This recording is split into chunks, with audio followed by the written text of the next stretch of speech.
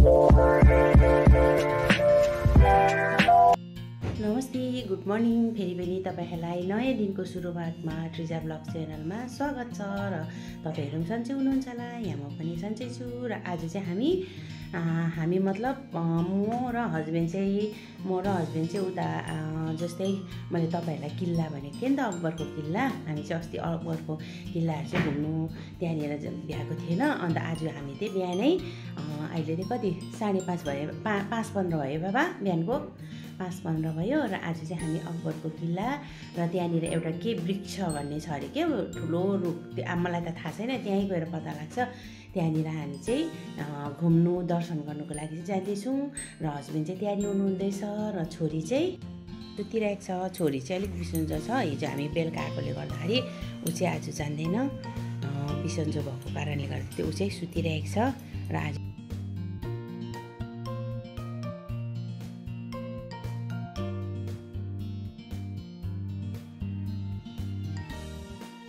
यो चाहिँ रहेछ विश्वकर्मा चोक, यस्तो पेडहरू है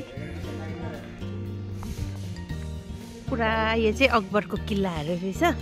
हामीले बाहिरबाट मात्रै देखाइरहेको थियौँ, आज चाहिँ हामी भित्र नै पस्यौँ।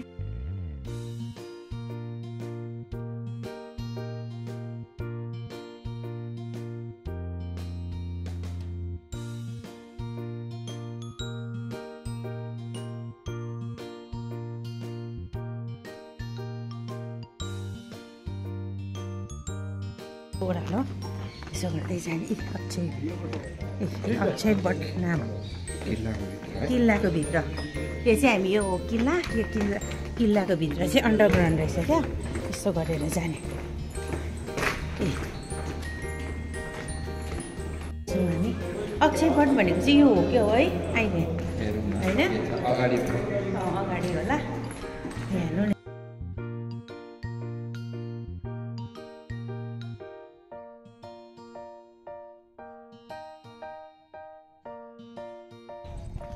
अनि कत्रो साँच्ची नै उयो कत्रो ढुङ्गाहरू नि, यहाँ ढुङ्गा, ठुलो ढुङ्गा, फेरि सानो ढुङ्गा, हेर्नु कति मजाले बनाएको है। यो यस्तो गरेर कस्तो आइडिया लगाएर बनाएको साँच्ची नै। हेर्नु न दरवाजाहरू, किल्ला हेर्नु न, कहिलेको अन्त अकबरको किल्ला भनेपछि यही होला नि।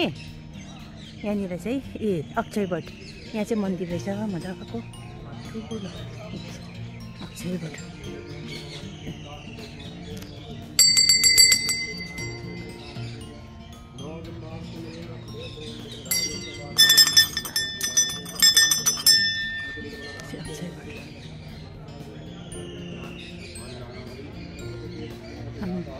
किल्लाको यहाँनिर चाहिँ ओम श्री अक्षय बट रहेछ क्या।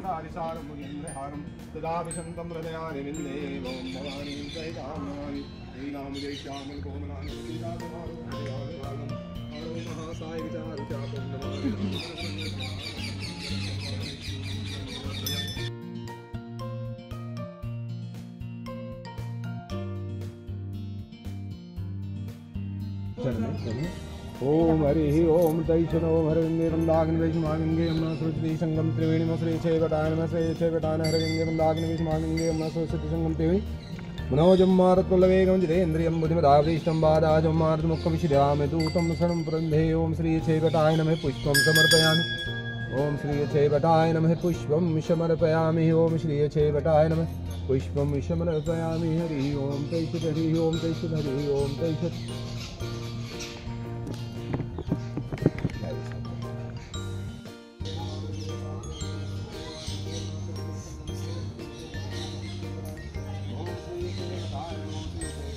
बडको रुख रहेछ, कति ठुलो।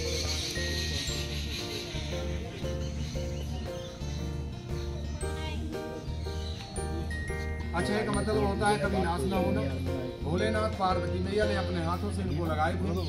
ब्रह्मा विष्णु देव भगवान यहाँ पे विराजमान थे। जब पत्तों में जन्म लेते हैं और सृष्टि का संचारण करते हैं, इसलिए पत्ते को तोड़ते नहीं। जो नीचे गिरता वनवास के लिए चले गए थे, सबसे पहले गए चित्रकूट, वहां रुके 11.5 साल। जब 14 साल पूरा हुआ तब दोबारा यहीं पे आए और इनको वरदान दिया कि ये वृक्ष आपका अक्षय वट के नाम से जाना जाएगा, इनका कभी नाश नहीं होगा, इनके पत्ते हमेशा हरे भरे रहेंगे, कोई जीव जंतु घोंसला नहीं बनाएगा, रात के समय कोई भी पंछी यहाँ नहीं बैठता, क्योंकि विष्णु भगवान पूरे ब्रह्मांड को अपने पेट में धारण करके इनमें शयन करते हैं, समाहित हैं। औरंगजेब ने इनको कई बार कटवाया, जलवाया, नष्ट करने की कोशिश की, लेकिन असमर्थ रहा, उसको सफलता नहीं मिली, क्योंकि उनको अमरता का वरदान मिला, अपने आप उत्पन्न होते रहे। लास्ट में वो अपनी सेना लेकर यहाँ से चला गया। यहाँ साधु संत ऋषि मुनि पूजा पाठ करते थे, लास्ट में अपनी मुक्ति को पाने के लिए डाली पकड़ के यमुना मैया में कूद जाते थे और मोक्ष को प्राप्त होते थे। 10 जनवरी 2019 में यहाँ मोदी जी आए थे, काफी देर तक बैठे थे और सोच विचार किया कि मुक्ति का धाम है, यहाँ आने से सबको मोक्ष की प्राप्ति होती है। तब ये बाहर का रास्ता खुलवा दिया। 470 साल तक ये रास्ता बंद था, कोई नहीं आता था। अभी बाहर से सिर्फ पर्सन आते हैं, बाहर से दर्शन करते हैं, चले जाते हैं।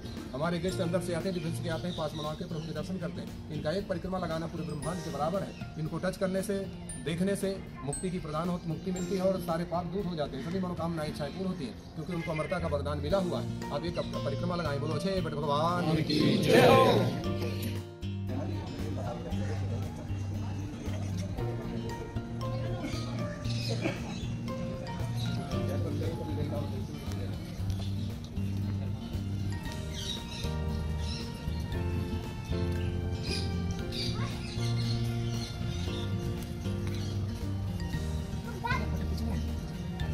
ऊपर उठ के खींचो।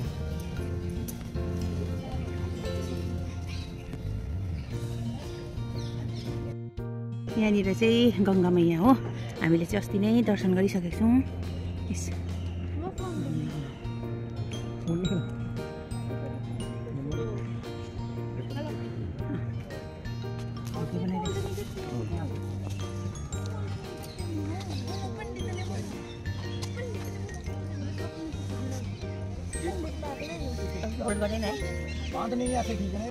चिने पुरा चराचुरुङ्गीहरू केही बस्दैन रहेछ क्या, यो चाहिँ साँच्ची नै हो रहेछ हौ, सत्यै है।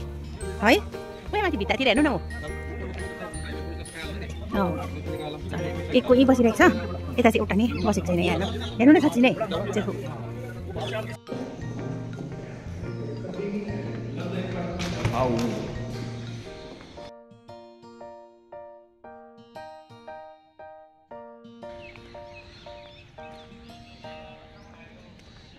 ऊपर गएर आउन मजुरलाई हेरेर बाबाजी, ऊपर मजुर मजुर पनि रहेछ, ऊ भाग्दैछ। आउनुहोस् न यता, आउनुहोस् न, मैनी त यहाँनिर चाहिँ मजुर पनि रहेछ यो अकबरको किल्लाभित्र चाहिँ। मैनी त आउनु न हौ यता, गयो उता हो बिचारा भाग्यो यहाँनिर। त्यही त हो यहाँनिर। अब अलिकति फोटोहरू खिचौँ ल। छोरी चाहिँ आएन, आएको भए मजा आउँथ्यो नि है, सुतिरहेको छ अहिलेसम्म पनि। यो चाहिँ सरस्वती माताजीको चाहिँ पानी रहेछ है, यहाँनिर सरस्वती माता। आउनु न हेर्नु यहाँ सक्छ।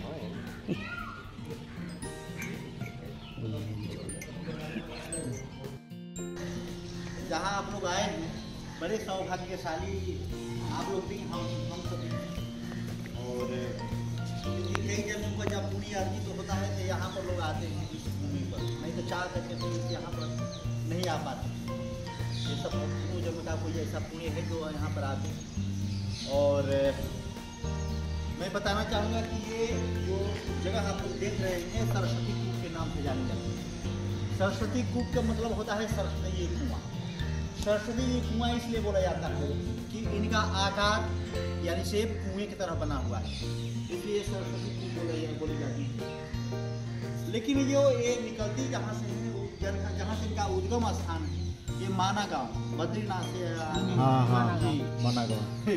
अगर माना गांव तो सब कुछ जाने का नहीं, अभी 6 महीने पहले घूम के पहला गाँव।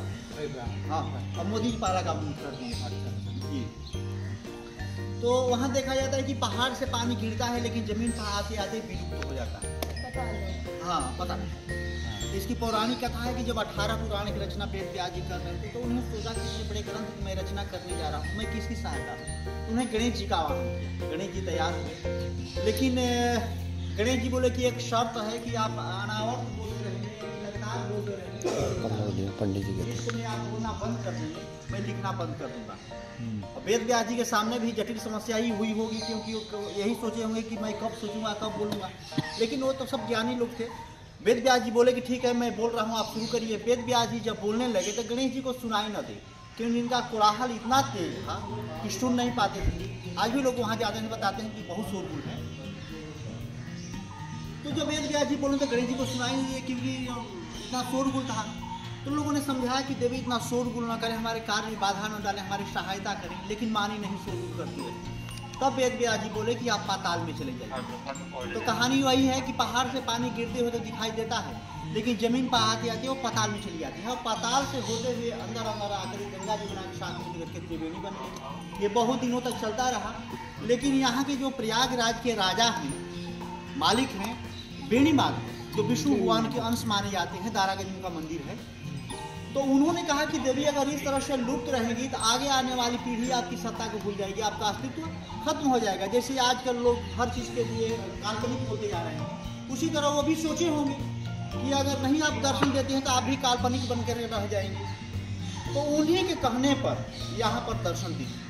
अच्छा, इसके बाद इनके जल का जो है, कई बार लोग भ्रांतिवश जानने की कोशिश की, जल इनका कभी खत्म नहीं होता। कई बार इसमें टेपेप लगाकर, मोटर लगाकर पानी निकालने की कोशिश किया गया, लेकिन पानी खत्म नहीं होता। तो मन में भी शंका जागृत होती है कि भाई कुआं है, कुआं के जल तो इस तरह भी खत्म नहीं होता। लेकिन फिलहाल 2016 में मोदी जी आए थे यही सब भ्रांतियों को लेकर के। जब इसमें क्या किया गया कि बहुत सारे कलर, गुलाल और गुलाब की पंखुड़ी इसके अंदर डाली गई। जब यहाँ डाला गया तो जा करके संगम में निकला, तब लोगों को मानना हुआ कि नहीं, सरस्वती का अस्तित्व है। इसके बाद ऐसे तो हजारों वर्ष पहले इनका जो है पहले ही से ऋषि महर्षियों के द्वारा कहा हुआ है, पुराणों में भी इनका वर्णन है सरस्वती कूप का। और इनका जल का कई बार वैज्ञानिक परीक्षण भी हुआ है। इनका जल कभी खराब नहीं होता, नहीं कीड़े पड़ते हैं। और सबसे खासियत इनका यह है कि जल का जो स्वाद है, नारियल के जल की तरह स्वाद है, और इन्हीं के जल से यहाँ भगवान की पूजा पाठ होती है।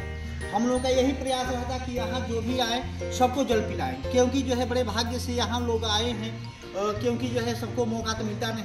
पहले तो सिविल पर्सन कोई यहाँ आता नहीं, डिफेंस से ही संबंधित लोग यहाँ आते हैं। जब यहाँ आ गए तो खाली न जाकर उनको जल पिला करके ही भेजें, क्योंकि जहाँ से निकलती हैं वहाँ भी इनका जल नहीं मिलता, क्योंकि ऐसे बिगड़ जगह से निकलती हैं कि वहाँ जो है कोई पहुँच नहीं पाता, और नीचे आते आते तो विलुप्त ही हो जाती है।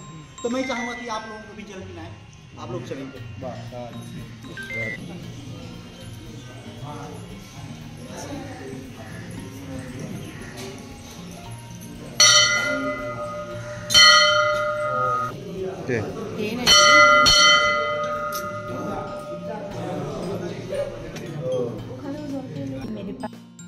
हजुर, हामी चाहिँ कहाँ जाँदैछौँ अरे?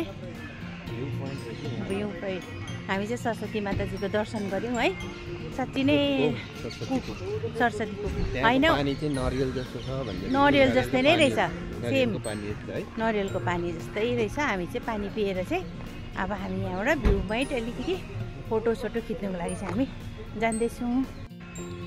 यो भ्यू पोइन्टबाट चाहिँ सबै देख्छ चाहिँ गङ्गा।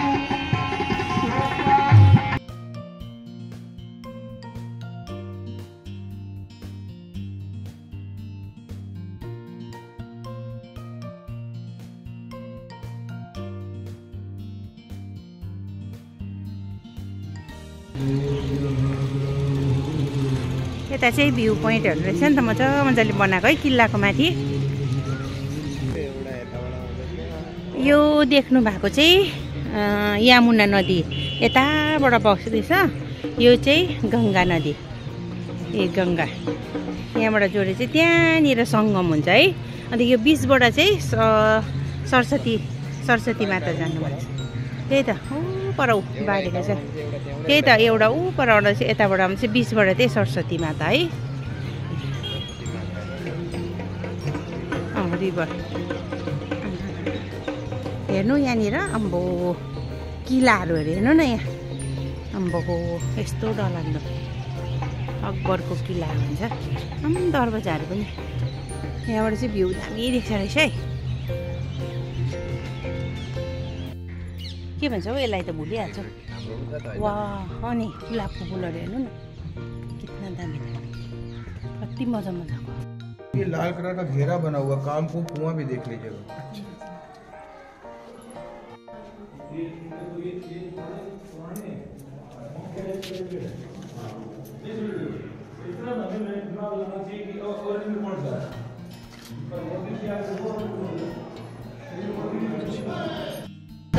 नदीबाट गइरहेको थियौँ अस्ति चाहिँ दर्शन गर्नुको लागि। आज चाहिँ यमुना नदीबाट हामी यहाँनिर गइरहेको छौँ। यता हेर्नुहोस् न।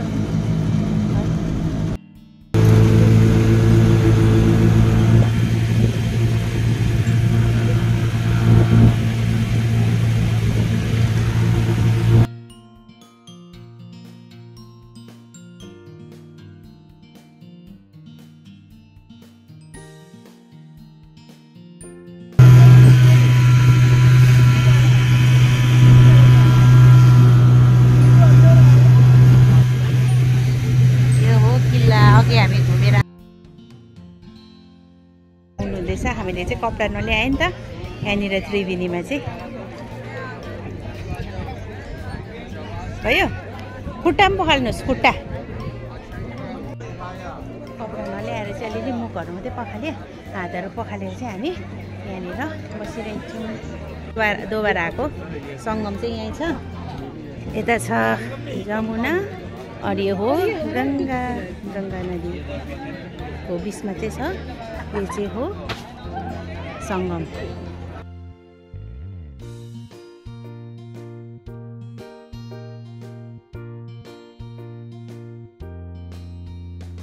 सङ्गमबाट अलिअलि पानी चढाएर चाहिँ हामी फर्केको गाडीमा थियो नि त। उनीहरू चाहिँ यहाँनिर आउनु हुँदैछ, हामी चाहिँ अलिक यतै गएर चाहिँ यतै छौँ।